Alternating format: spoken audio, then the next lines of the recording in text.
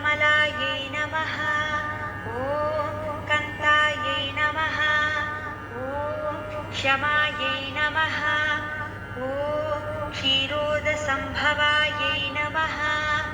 ॐ अनुग्रहपरायै नमः। ॐ वृद्धये नमः। ॐ अनघायै नमः।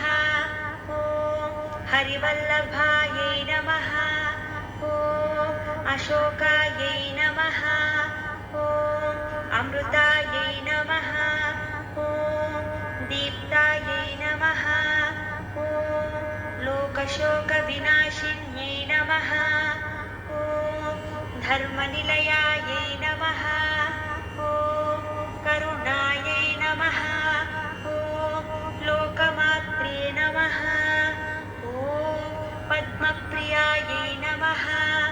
ॐ पद्महस्तायै नमः। ॐ पद्माक्ष्यै नमः। ॐ पद्मसुन्दर्यै नमः।